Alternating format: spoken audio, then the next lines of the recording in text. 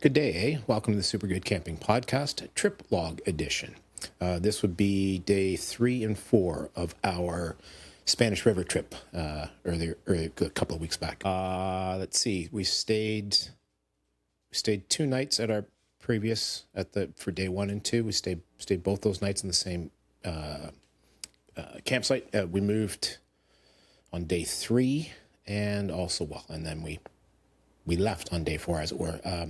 Day 3 was, for an old out of shape guy, was a bit of a slog, especially in the boats.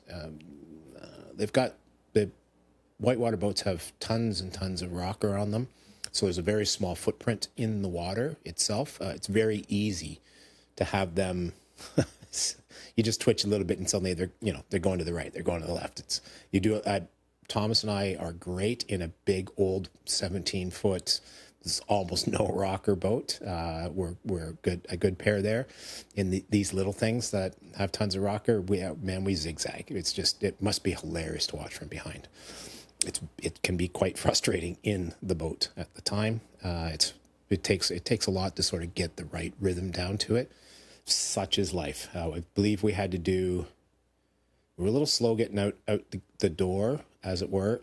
We had something in the realm of 25-ish kilometers to do, and it was a haul. I was I was out of juice by about lunch, but I want to say, probably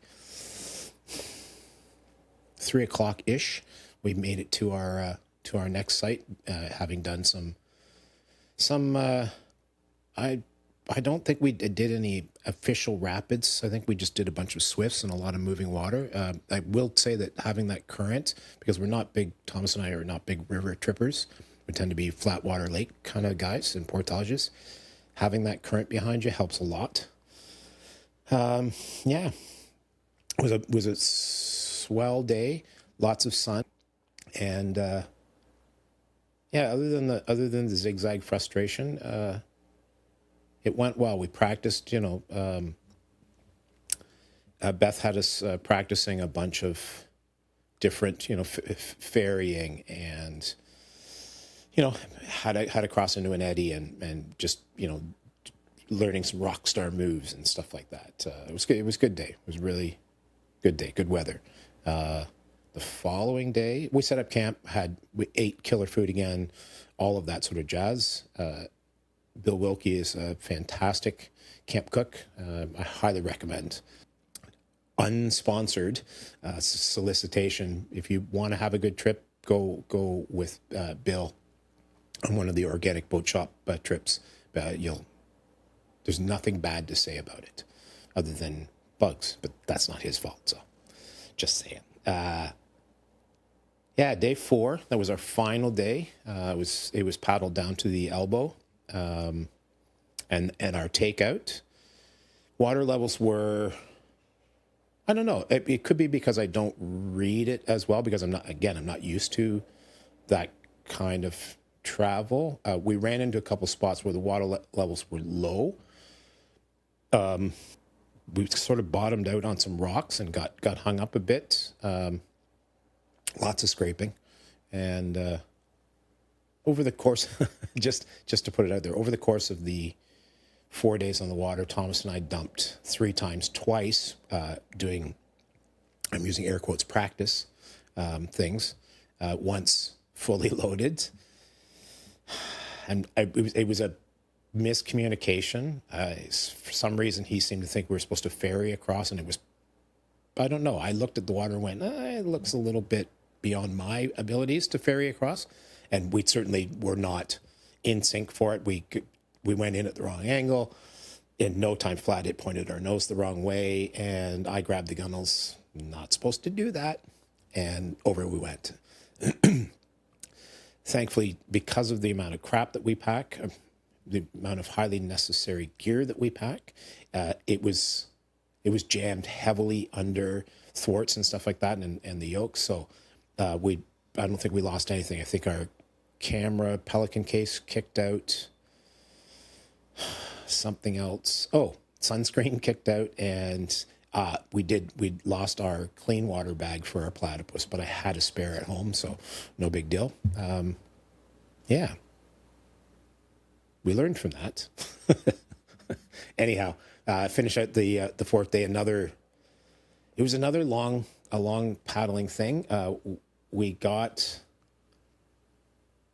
I don't know, we got ahead of the group by quite a ways, and I am much more cognizant of the need to stay closer together, especially with people that like us that are learning. Something goes wrong, it's a lot of paddling to do to get to us, kind of a deal, or even know that something went wrong. I was trying to be, I was being lazy. I was trying to just, every time we hit a swift, just keep power, use the moving water as best as I could to get us as far along as possible. And then we got sternly talked to. So, and totally valid. There you go. It was great. We got whammoed with some rain a couple of times. And yeah, we loaded out fairly quickly.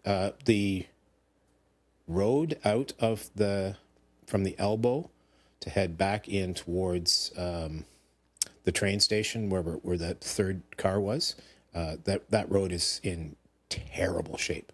We had far too many of us in Kale's truck and far too much gear, and then a whole trailer of boats behind, so we had to just crawl our way out. Otherwise people would have been bouncing off the ceiling and stuff like that. But yeah, we got back, went back to the organic boat shop's cabin, had another meal. I think we did big jumbo hot dogs and maybe some more corn, and I don't know what else, but we had a great meal and slept, got up early, headed back home because that's a decent drive. All in all, we're better paddlers now, which should play out well for our hopefully our Yukon trip next year. I hope to do that.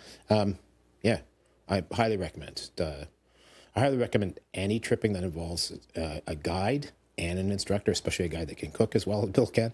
And Beth was an awesome instructor. We've had her, Fall Palmer Fest last year, 2025. She was our instructor for the weekend, and she's good. She's racked up an awful lot of miles on the water, knows her stuff. That's it. Yeah, I don't know what else to say. That's it. Have a good one. We'll talk to you again soon. Bye.